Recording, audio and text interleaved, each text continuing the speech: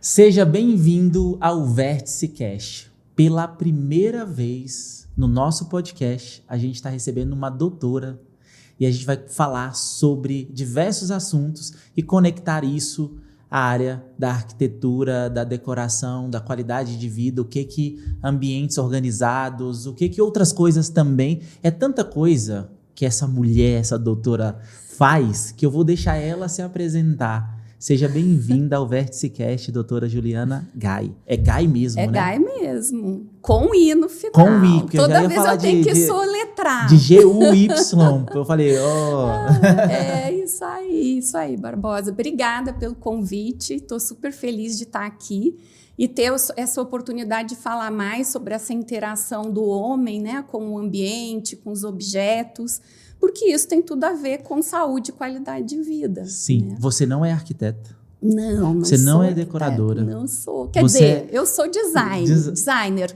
mas eu nunca trabalhei na área como designer. Eu sou professora, mas nunca trabalhei como designer. Conta um pouco da tua história e como que você chegou até esse momento.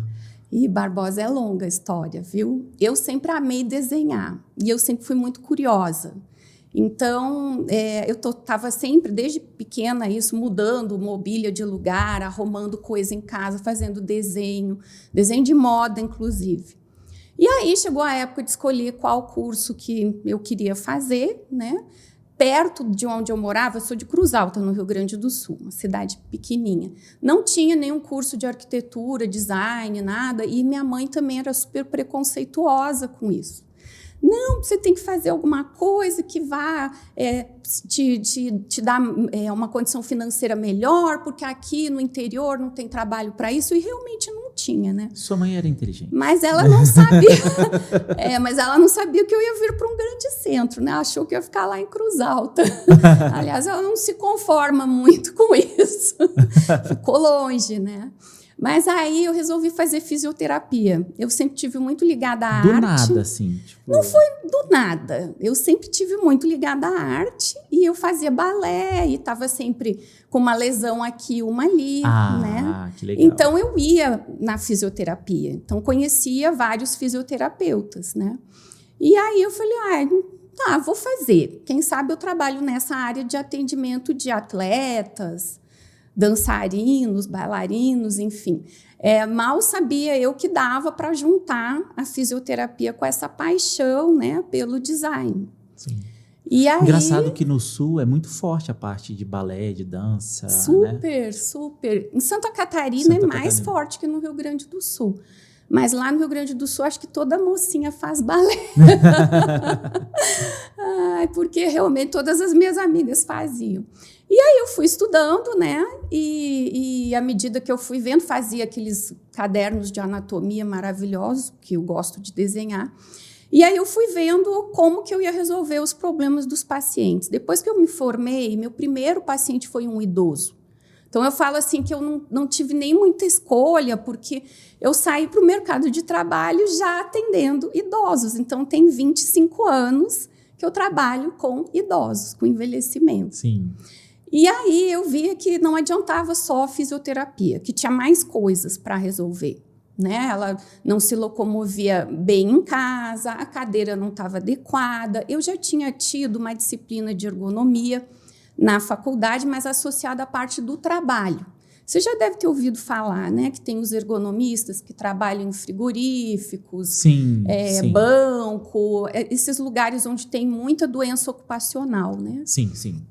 A gente aqui na empresa recebe também. Né? Eles fazem ginástica laboral, aí olham a mobília, enfim, tem toda uma parte de promoção aí da saúde do trabalhador.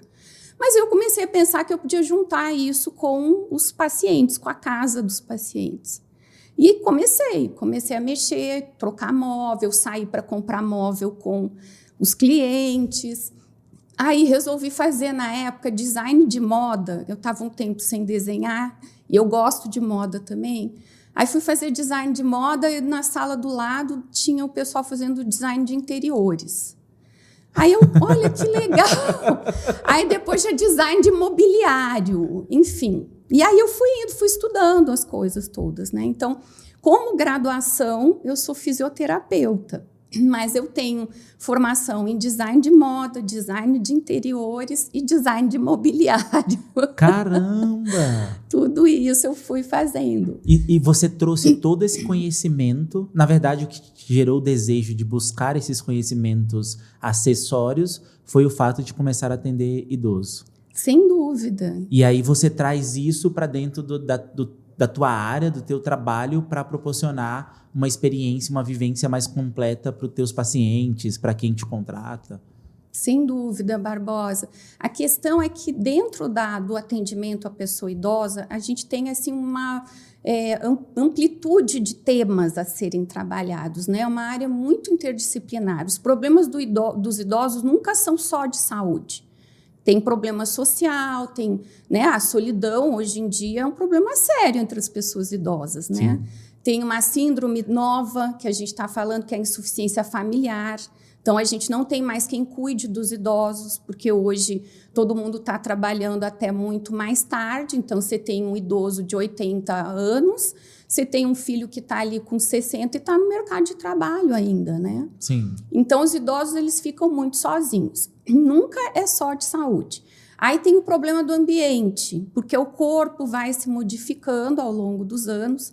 A gente vai perdendo capacidade visual, capacidade auditiva, capacidade motora, né? Isso é natural do envelhecimento. É claro que quem se cuida demora mais para perder, né? Isso é uma pergunta que as pessoas sempre me fazem. Ah, mas vai todo mundo perder? Eu falo, vai. Agora a gente tem que tentar fazer atividade física, se cuidar, melhorar o ambiente onde a gente vive para a gente perder isso com uma idade bem avançada. Sim. Senão a gente vai começar a perder isso por volta dos 70 anos, e hoje em dia uma pessoa de 70 anos é jovem, né? É ativa. Nem vai estar aposentada ainda, com 70 anos. Não. Ontem estava falando, né, com uma amiga arquiteta sobre planejamento de cidades para se viver 120 anos, né? Porque a gente não, mas os nossos filhos possivelmente viverão até 110 e os nossos netos até 120. Né? A tecnologia em saúde hoje propicia um cuidado que prolonga a vida, né? E aí a gente tem que pensar em como viver bem, né? Sim. E aí eu comecei a atender esses idosos e vi que tinha todos esses problemas. E aí fui estudar gerontologia. Antes da gente chegar em gerontologia, a parte de ergonomia, a parte de que você tem especialização em design de mobília, como que você enxerga hoje isso dentro de decoração de ambientes, de espaço? Quais são as boas práticas de ergonomia para um espaço para atender o público, né, o público idoso, mas também o público que está ali, né, minha fase de 40 anos ali, que se não se cuidar, se não, cara, não treinar e tal, acaba impactando postura, a cadeira que senta, o jeito que senta e tal. E a gente, nessa fase, começa a ter dor, né? Entrou na fase 200, eu que o diga. A gente começa a ter dor, né? Dor na coluna, dor no ombro. Eu ficava horas digitando, né? E não tinha dor. Agora eu comecei a ter uma dor no punho direito. Então, assim, realmente o corpo muda, né? Sim. Mesmo a gente treinando. Essa parte do design, principalmente do design de mobília, é muito desafiadora. Porque o que acontece? A gente está num período de transição, sabe, Barbosa?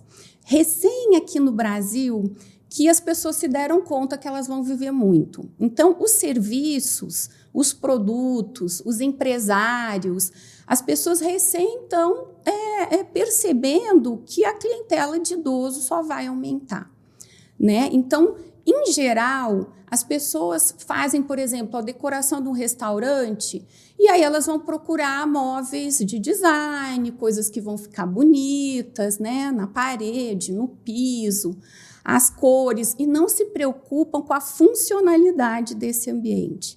E o que é a funcionalidade? É você usar de maneira confortável e segura esse ambiente, né? Então, a gente, claro, na parte de acessibilidade, a gente tem a questão de poder circular livremente, tem uma norma, né? Mas a parte de conforto ainda é pouco explorada. né? E o design de mobiliário, a gente vê móveis maravilhosos que não são nada funcionais, não são nada confortáveis para se usar. Prioriza-se, né, a estética, isso, a funcionalidade, né?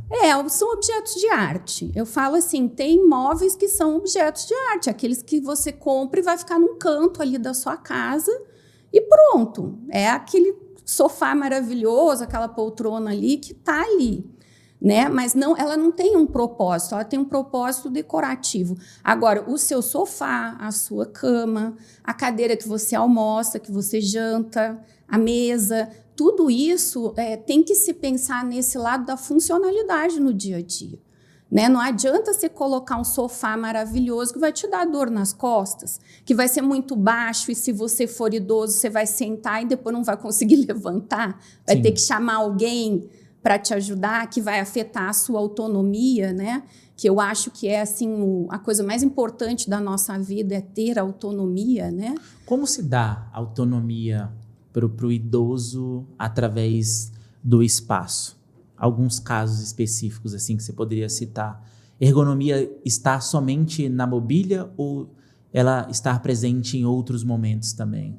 Em vários. Tudo que envolve funcionalidade é ergonomia, está dentro da ciência ergonômica, porque ergonomia é a ciência que estuda a interação do homem com o ambiente e os objetos. Legal.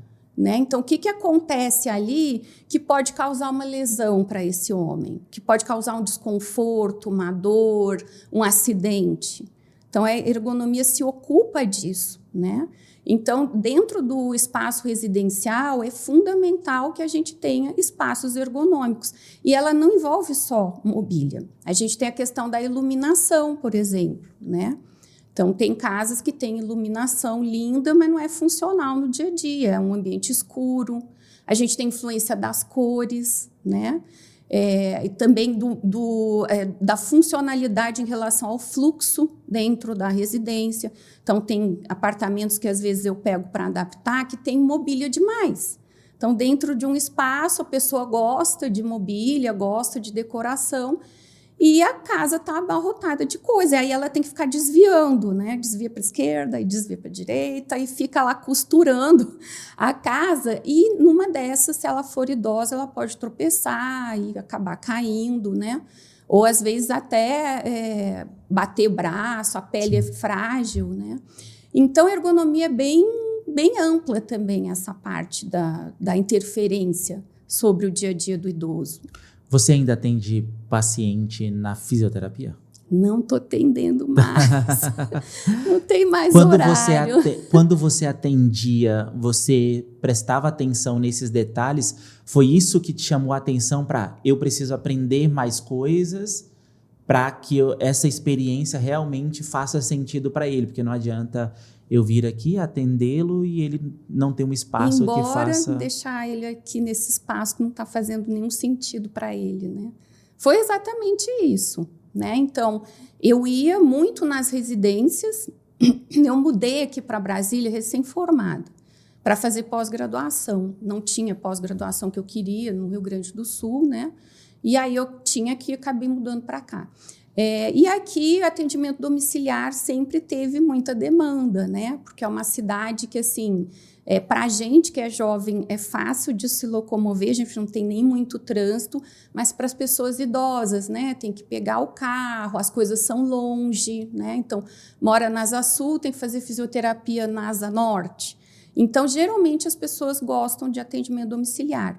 Então, minha primeira empresa que eu abri aqui foi de atendimento domiciliar.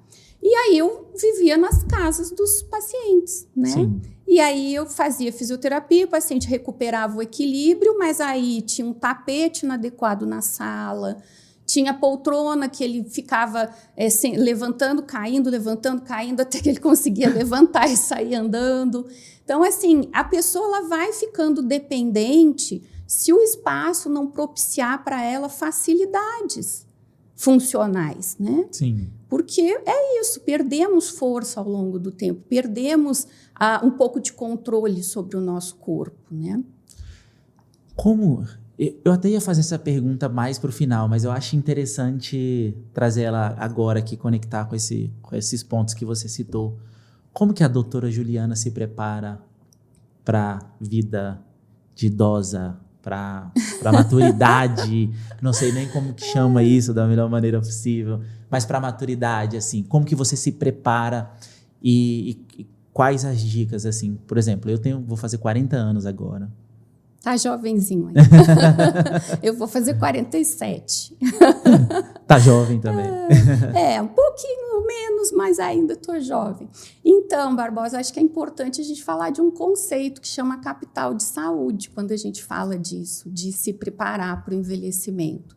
E que também tem tudo a ver com design, com arquitetura, com ambiente, com a cidade onde você mora, né? Então, a gente fala muito de dinheiro, né? Então, na juventude, a gente fica se preocupando em juntar dinheiro para aposentadoria, para comprar lá os remedinhos, pagar os fisioterapeutas, que todo mundo vai precisar. Mas a gente fala pouco do nosso corpo, né? Do que a gente pode economizar em relação às funções do nosso corpo.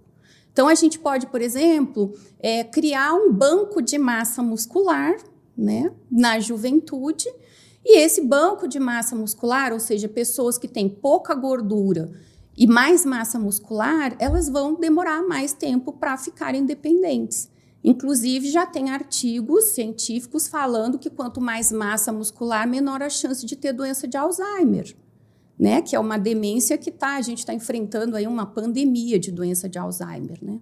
Por quê? A pessoa que tem músculos, ela sai de casa, ela se exercita, ela tem vida social, ela interage com outras pessoas, né? Então, é mais difícil para ela desenvolver demência. Sim. A demência, o surgimento da demência claro, tem vários fatores influenciando, mas a solidão e o isolamento social é uma das causas muito importantes, né? Então, a gente tem que pensar nisso. Então, o capital de saúde é você fazer essas poupanças. Poupança de massa óssea, poupança de massa muscular, poupança cognitiva. Então, você está sempre aprendendo uma coisa nova, né? Se a gente for pensar que, assim, o caso do meu pai, por exemplo, se aposentou com 50 anos, extremamente jovem, né? Então, assim, eu vou fazer 47 e estou super ativa e nem penso em aposentadoria, né? Mas antigamente era assim, né? E aí, se a pessoa ficar sem fazer nada, ela não está guardando na poupança cognitiva dela, ela vai ter problema de memória. Não guardou massa muscular, ela vai cair. Não guardou massa óssea, vai ter osteoporose, vai sofrer fratura. Então, é necessário a gente fazer um capital de saúde. E o ambiente é fundamental para isso também. Isso atinge muito a parte da população que não tem tanto acesso, né? Sem dúvida. Essa dificuldade de gerar esse capital de saúde. Porque, às vezes, a pessoa não tem nem a alimentação correta, né? Você estava falando aí da questão da idade. Meu pai, ele foi ativo, cara, até os 60 e poucos anos. E ele lutava para se aposentar, assim. Tudo que ele mais queria era se aposentar e tal. E ele era forte, cara, sabe? Acordava, era aqueles nordestinos que acordava e fazia carne com farinha para tomar café da manhã. Gente! Era o lance que ele fazia e tal. Era forte, né? Carne tem proteína. Proteína. E sabe o que aconteceu? E eu acho que nesse elemento de capital, de gerar capital da saúde, o trabalho, a labuta, né? O labor é muito importante, porque depois que ele se aposentou, poucos anos depois, ele perdeu tudo, assim, de força, de vitalidade, e aí chegou a falecer e tal. Mas foi impressionante ver o momento de quando ele parou de trabalhar, quando ele se aposentou e falou, tô aposentado, sei lá o quê. Agora eu vou curtir a vida. Geralmente eles falam isso, agora eu vou curtir a vida, aí fica doente. Aí o curtir a vida, acordar, assistir uma TV, um Globo Repórter, uns negócios que na época ele gostava de assistir e tal. E, cara, foi perdendo completamente, assim, sabe? Então, além do se exercitar, além do trabalho, assim, quais outros elementos que a gente pode considerar como, a gente precisa fazer isso daqui porque deixa eu gerar gordurinha aqui no meu capital da saúde para que lá na frente eu não pague uma conta alta? Isso. Eu gosto muito de falar do contexto, né? Então, assim, eu falei da massa muscular, da massa óssea, porque é uma coisa muito negligenciada. Se a gente for ver qual parcela da população pratica atividade física regularmente, é uma parcela ínfima, se a gente pegar toda a população brasileira, né? Mas tem outras coisas que a gente precisa guardar. Precisamos guardar os amigos, porque Sim. precisamos ter socialização. A socialização estimula o cognitivo, né? Estimula a memória, estimula o fato de querer sair de casa, de querer ter contato com outras pessoas, evita a depressão, né? Então, esse é um ponto importante. E aí, quando a gente fala de aposentadoria, isso tem tudo a ver, porque o trabalho ele é, ao mesmo tempo, organizador na questão dos horários, mas ele também tem um papel importante na interação social, né? Por mais que você trabalhe num local que às vezes você não está meio enjoado, quer sair, quer se aposentar, enfim, mas você está tendo contato com alguém lá, né? E aí é isso, você não se prepara para essa aposentadoria, você vai assistir televisão depois da aposentadoria. E a televisão não vai te ajudar a guardar capital cognitivo nem capital físico, né? E muitas vezes, depois da aposentadoria, as pessoas começam a comer de uma maneira inadequada, porque não tem mais horário, né? Então, eu falo que o trabalho é organizador por isso. Você levanta de manhã, você tem que tomar um café da manhã e ir para o trabalho. Depois você para almoçar, aí faz o lanchinho, aí depois você... Então, você tem refeições organizadas. Meio que a rotina do trabalho te organiza ali sem você querer. Exatamente, exatamente. Além de fisioterapeuta, designer, de olhar para tudo isso, você ainda dá aula. Eu adoro dar aula. Sempre adorei dar aula, compartilhar conhecimento. Você dá aula sobre esses assuntos, sobre fisioterapia? Então, comecei minha vida acadêmica como professora de neurologia, né, numa faculdade no curso de fisioterapia. Depois eu fui ampliando os conhecimentos e aí eu criei uma disciplina chamada ergonomia doméstica, que é essa parte da adaptação ambiental. E aí eu comecei a ser convidada para ministrar essa disciplina em pós-graduações. E aí eu deixei a graduação e comecei a dar aula em várias pós-graduações. E aí, com o tempo, eu fui tendo aluno fisioterapeuta, aluno terapeuta ocupacional, mas aí tinha um aluno lá que dizia, mas minha prima é arquiteta, ela vai gostar de saber disso. Caramba! Né? E aí foram chegando os arquitetos também, né? E aí eu comecei a dar aula em várias pós-graduações interdisciplinares, né? Como a gente estava falando, porque faz parte, né? Também tudo que envolve o idoso, né, que está dentro da gerontologia, é interdisciplinar. Essa parte do ambiente, Barbosa, ela é fundamental também para o capital de saúde. Sim. Porque se a gente for pensar assim, bom, agora eu estou fazendo 47 anos, mas aí eu comprei, por exemplo, um apartamento. Com que intuito eu comprei esse apartamento? Eu comprei porque agora eu quero uma casa para ficar o resto da minha vida, né? Não adianta você fazer um planejamento dessa casa para enquanto você é jovem. Você tem que fazer um planejamento dentro de um conceito que a gente chama aging in place, envelhecer no seu lugar, né? E você tem que planejar dessa forma. Porque não adianta você fazer uma coisa assim, põe uma cadeira que não tem braço, às vezes você paga uma cadeira cara, né, um móvel de design, mas daqui 10 anos, quando a pessoa tiver 57, aquilo já não vai mais fazer sentido. Por isso que essa área está crescendo dentro da arquitetura, né? E é importante fazer ambientes em que se possa envelhecer nele, né? Porque senão você leva o seu cliente a gastar muito mais, né? Então faz uma coisa que vai ser temporária. E às vezes, quando a gente está fazendo uma reforma, a gente quer fazer algo, está pagando mais caro, está investindo numa casa que vai ser sua para sempre, você quer fazer uma coisa boa, né? Sim. Tem idade para eu dar um exemplo. Eu vou reformar minha casa daqui 2 anos. Eu já penso nisso ou eu tenho que acompanhar... esqueci o nome que dá. para essa faixa de envelhecimento, né? Que, galera, até 70 anos, 80, 90, tem a cidade de 120 anos, né? E tal.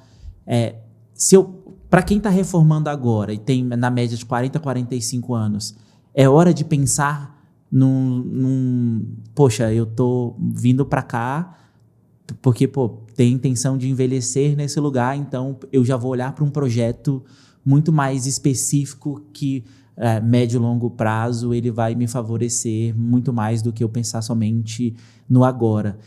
A pergunta tem uma idade ideal para pensar em reformar com esse olhar?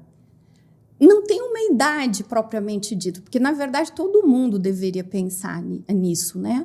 Eu acho que o que conta aí é o quanto tempo você vai morar naquele lugar, né? Nesse imóvel. Se às vezes você está muito jovem, né, não casou ainda, não tem filho, você está morando num apartamento de um quarto que vai ser temporário na tua vida, você tem menos necessidade de se preocupar com isso, porque em um momento você vai vender o apartamento, ou se você aluga, você vai comprar o seu e vai sair dali. Mas no momento que você adquire um imóvel para ficar mais tempo, é necessário pensar, porque as necessidades mudam para todo mundo ao longo dos anos, né? Então, assim, eu lembro quando eu fiquei grávida, eu tenho uma filha que vai fazer 12 anos, e eu bebia muita água, eu tinha muita sede, então eu fiquei com uma barriga enorme. E aí eu ficava imaginando, né? Eu morava num apartamento no Sudoeste bem grande, mas eu ficava imaginando como seria com aquela barriga se eu morasse no apartamento de um quarto de solteira que eu tinha, né? Ia ser bem apertado, né? Porque o banheiro As portas não ia dar para ser de 80, não. Não ia dar certo, Barbosa, não ia, viu? Principalmente o banheiro, né? Muito pequeno, banheiro de apartamento, assim, de um quarto. Então, a pessoa precisa olhar para isso. E aí, o que a gente recomenda? Como que a gente faz?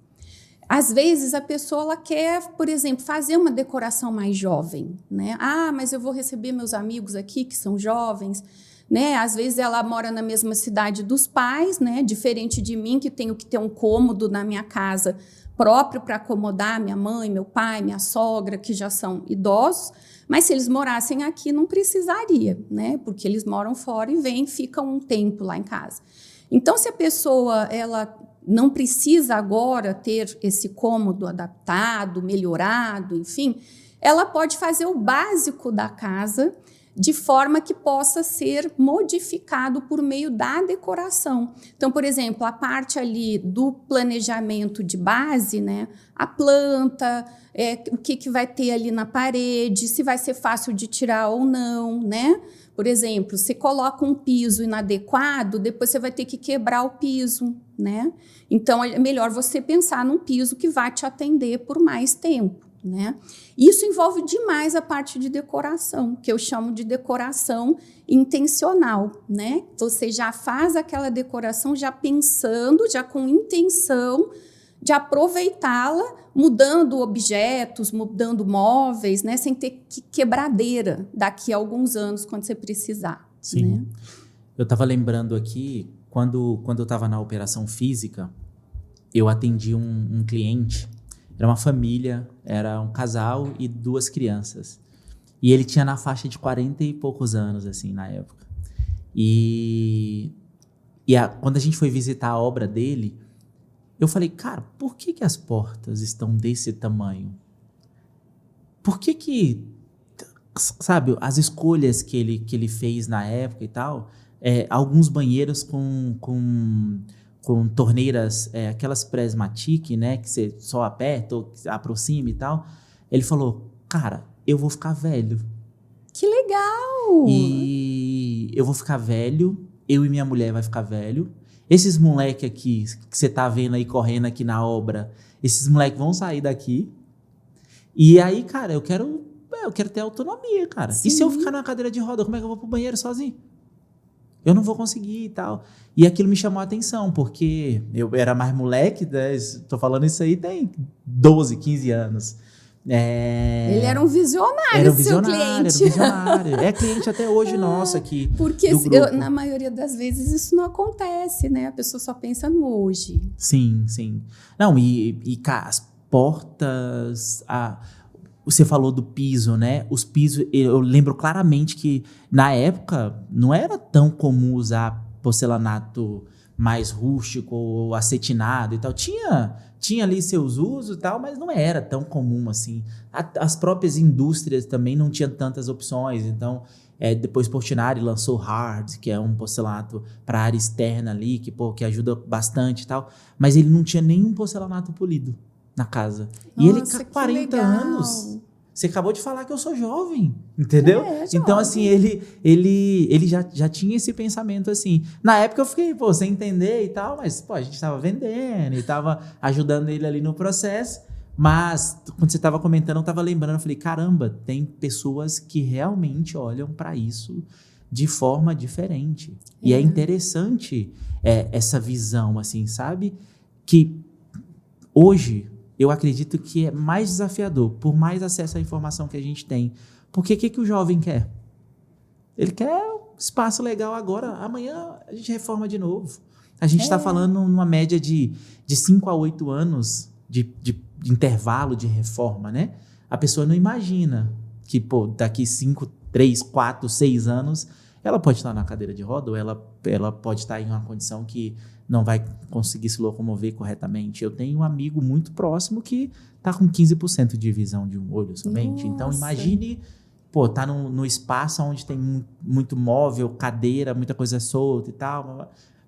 Com certeza complicado. É desafiador, né? Então, é importante, e você falando também me veio em mente que é importante para o arquiteto, para o decorador que está com o cliente ali, ele, no briefing, ele pegar esse tipo de informação. Sem dúvida. Entendeu? Porque eu acredito muito que ele vai entregar mais valor lá na ponta pro cliente dele, né? A gente tem um mercado muito concorrido, né, Barbosa? Então, isso em todas as profissões, né? E na arquitetura não é diferente, na fisioterapia não é diferente, até na medicina também a gente tem muita concorrência. Então, a gente tem que sempre encontrar uma forma de diferenciar o nosso trabalho, né? Porque igual, o mais do mesmo, todo mundo faz. Você tem que oferecer algo a mais para o seu cliente para ele fidelizar, porque aí toda vez que ele vai fazer alguma coisa, ele vai te chamar. Por quê? Porque ele desenvolveu um vínculo com você, ele confia no seu trabalho. Sim. E quando o arquiteto ou o designer, ele mostra que ele está pensando lá adiante, que ele tem um pensamento em relação ao futuro, primeiro a pessoa vai se sentir mais segura com relação ao desperdício de dinheiro, que é uma preocupação de todo mundo, né? Sim. Então, já vai fazer algo que possa ser modificado com baixo custo no futuro. E segundo, isso faz com que esse cliente desenvolva um vínculo com você de confiança no seu trabalho, né? Você é um profissional que, poxa, nunca ouvi falar disso, aí ele veio e me falou disso, né?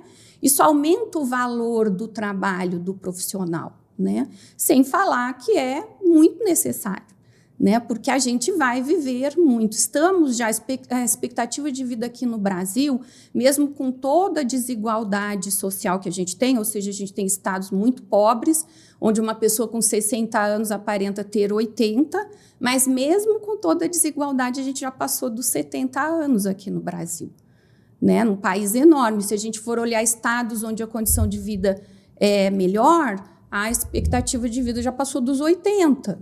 Então, a cada ano, cada censo que é realizado, aumenta mais o nosso número de anos vividos. Então, é importante o profissional ele tá dando bobeira. Eu falo assim, quem não está de olho no envelhecimento da população está dando bobeira aí no seu trabalho. Ainda mais porque vai precisar. Tá nascendo pouca criança. Cada vez menos. Os adultos não estão querendo ter mais menino, não.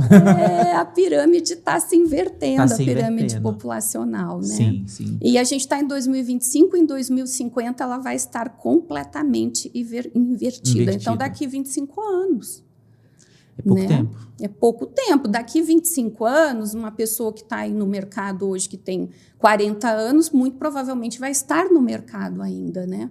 Então, está na hora de sair na frente, de buscar conhecimento, de aprender e de fazer as coisas de uma forma diferenciada. Você dá mentoria, dá consultoria sobre isso? Você tem algum método desenhado específico? Por exemplo, vai juntar uma turma de arquitetos para você passar boas práticas, passar como que incorpora isso dentro dos projetos e tal. Você tem alguma metodologia para isso?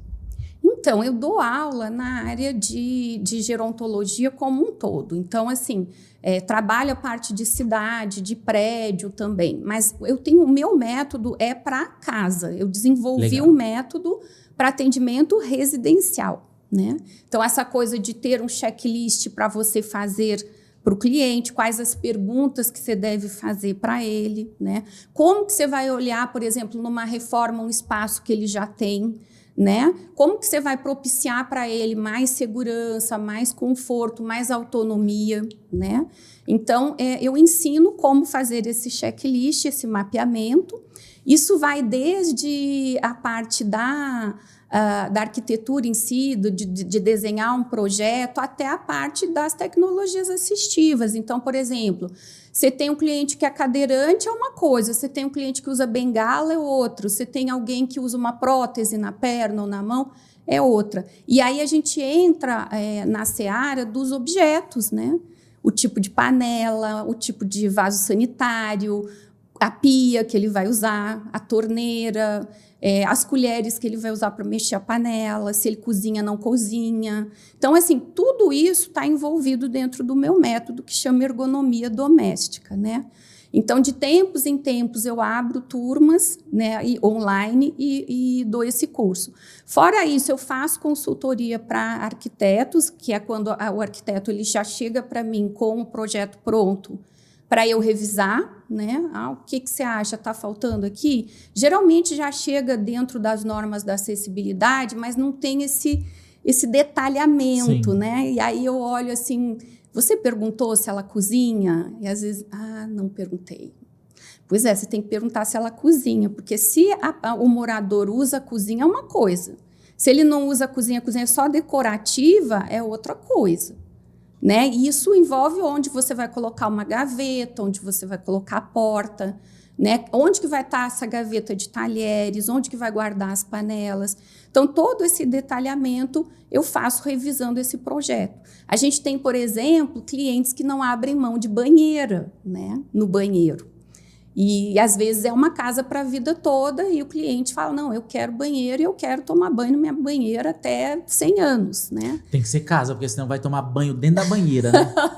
Que é uma coisa que eu nunca me acostumei. Eu acho o maior estranho ir num hotel e tomar banho no chuveiro, pisando dentro na banheira. da banheira, pois é. Então, é horrível, né? E aí esse cuidado, né? De colocar essa banheira num lugar certo e com segurança. Então, a gente tem como colocar equipamento de segurança. Não só barra de apoio, a gente tem vários tipos de equipamentos de segurança que você pode oferecer para o seu cliente, né?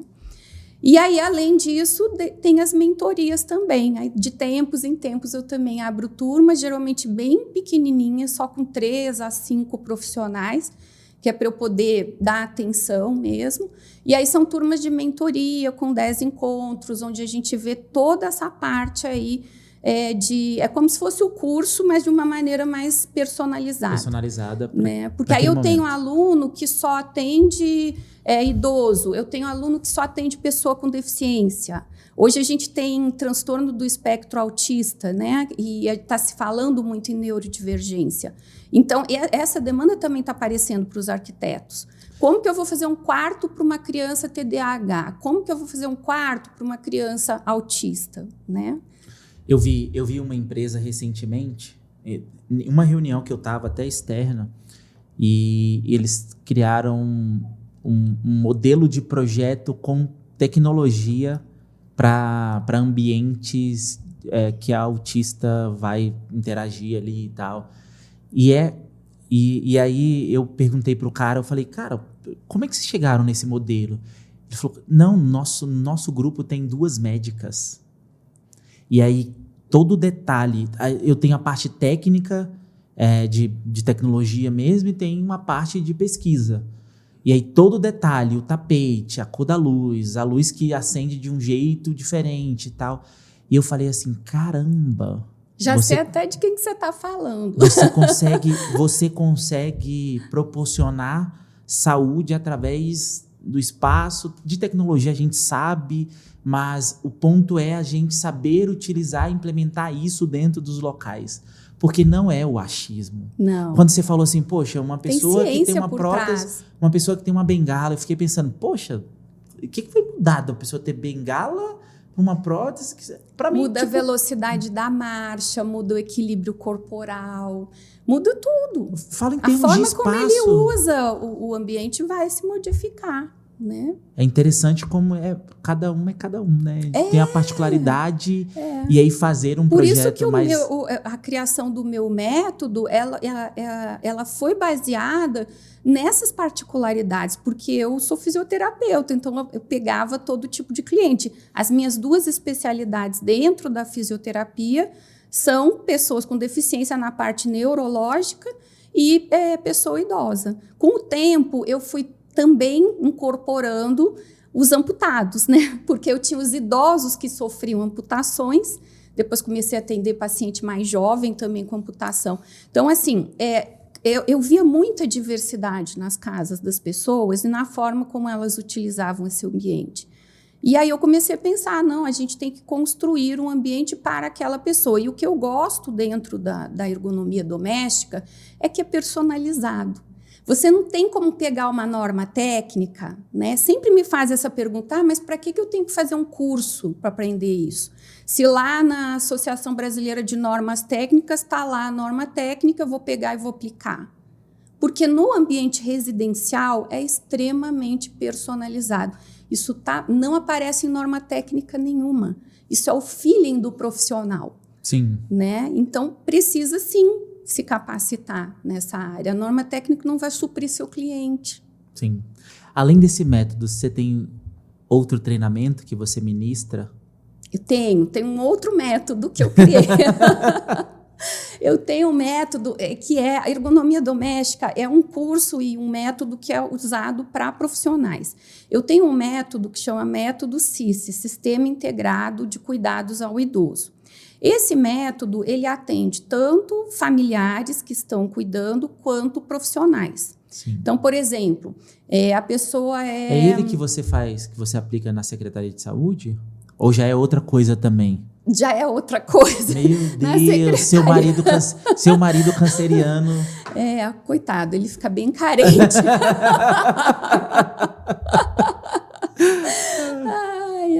Pois é, na secretaria eu trabalho mais na área de política pública, né? Como que você vai fazer? Porque vamos pensar que no serviço público as pessoas não têm condições financeiras para estar nem falando disso que a gente está falando Sim. aqui. Né? Como é que eu vou adaptar um talher, um prato, uma panela, uma escada? De onde que eu vou tirar recursos para colocar uma barra de apoio? Como que eu posso instruir essa pessoa que não pode trocar o piso?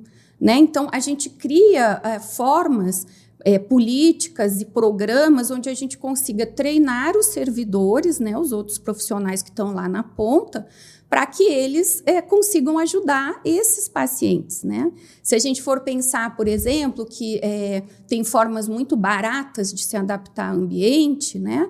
É muito legal, porque todo mundo vai ter acesso, né? Você não precisa trocar o piso da sua casa, você pode colar fita antiderrapante. Você pode comprar uma tinta antiderrapante, que você passa, ela fica esbranquiçada, depois ela fica transparente. Sim. E aí você pinta toda a casa com aquele piso com essa tinta antiderrapante. Então, tem formas mais baratas. E no SUS, a gente precisa levar esse conhecimento para uma população mais vulnerável, né? Então, tem que saber também como fazer isso. Isso já muito mais atingindo a ponta lá do que, por exemplo, ser feito em hospitais, em áreas públicas, correto? Esse trabalho que você faz é muito mais para atingir o idoso, por exemplo, que está lá. O cara que tem alguma necessidade específica e ele não tem condição de ter a melhor estrutura, e aí vocês vão lá e dar essa assistência. Na verdade, eu faço o planejamento. Eu já trabalhei na ponta também, na atenção domiciliar, indo diretamente à casa do paciente, né? Mas hoje eu faço a parte do planejamento. que acontece, Barbosa? A Organização Mundial de Saúde, já prevendo essa questão da pirâmide, da inversão da pirâmide populacional, né? Já sabia, todos nós já sabíamos disso há 25 anos atrás, 30 anos atrás, os estudiosos já sabiam, só que isso está sendo visto só agora, né? Mas a gente já sabia.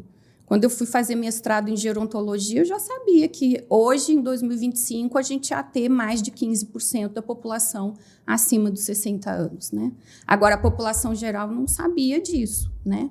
Então, hoje a gente faz um planejamento que eu sempre falo que está um pouco atrasado, porque se a gente já sabia antes, as políticas públicas já deviam estar trabalhando isso há mais tempo, né? E tentaram, mas a dificuldade de implementar isso na ponta é difícil. Então, hoje a gente trabalha em toda essa parte aí.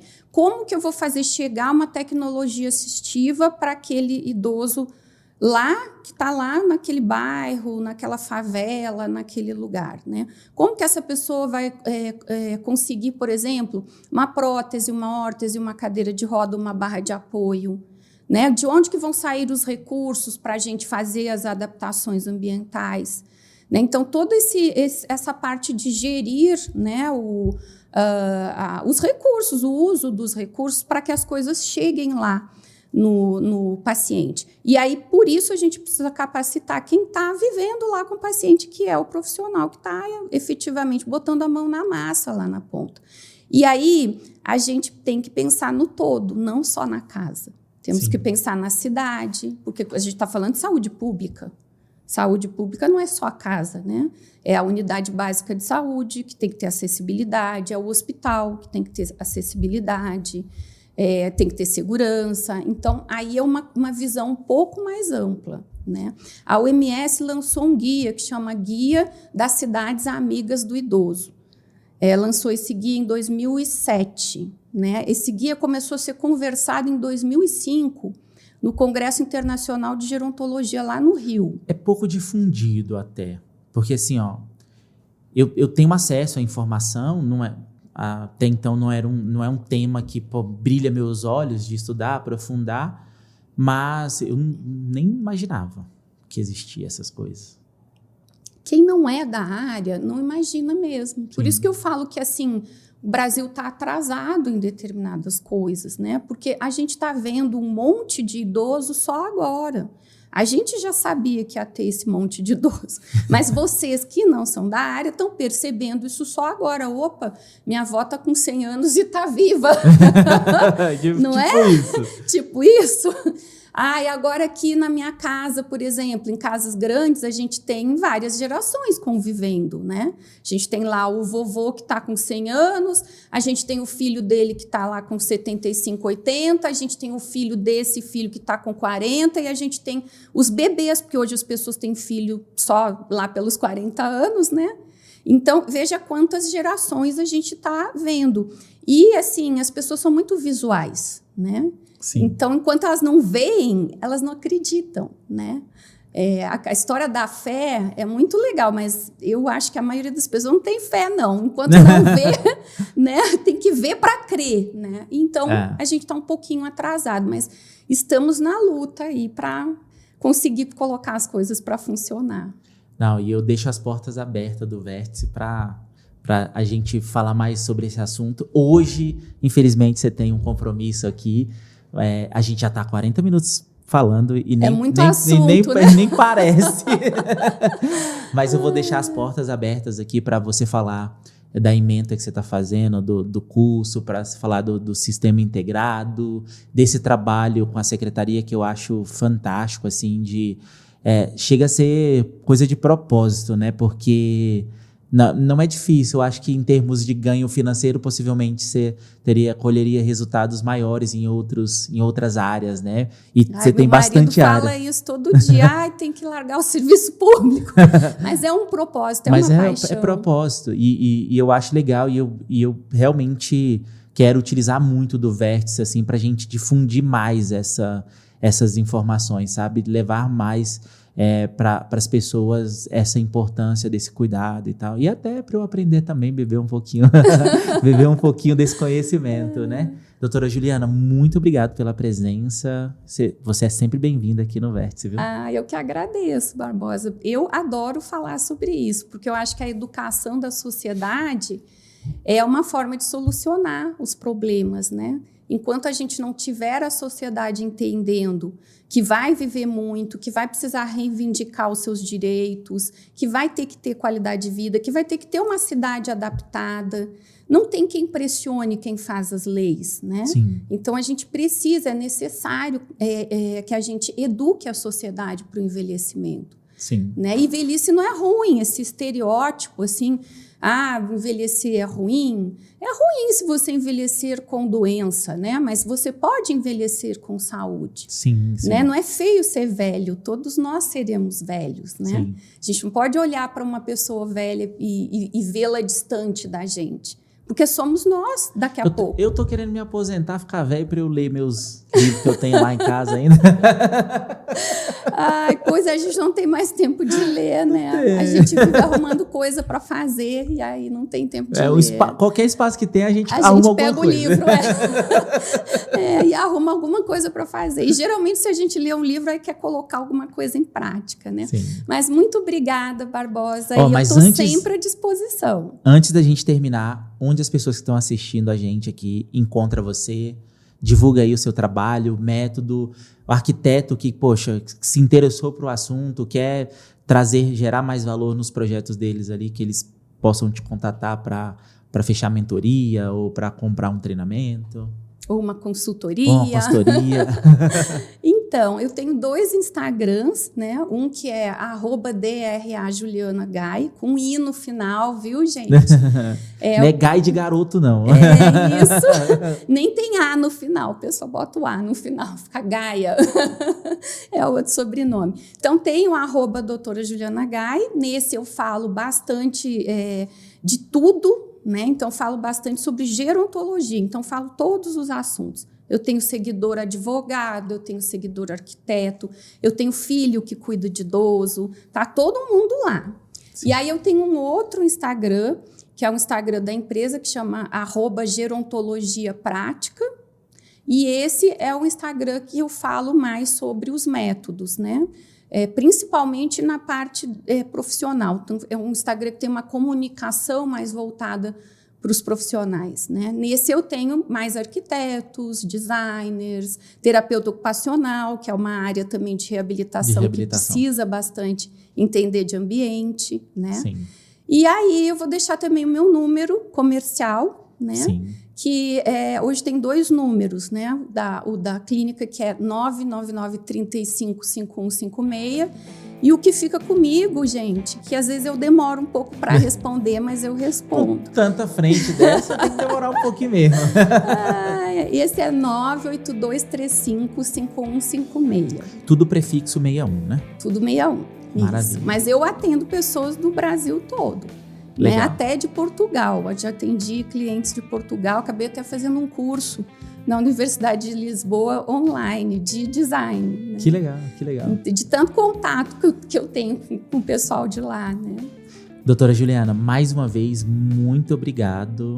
Seja sempre bem-vinda ao Vértice Cast, viu? Obrigada, eu que agradeço o convite. Para você que assistiu até aqui, nosso muito obrigado. Se tiver restado alguma dúvida, deixe nos comentários. Não se esqueça de se inscrever no nosso canal, dar um like nesse episódio e compartilhar com as pessoas que você acha que vai poder beber desse conhecimento que a gente faz aqui com o maior prazer e carinho para você. A gente se encontra no Vértice.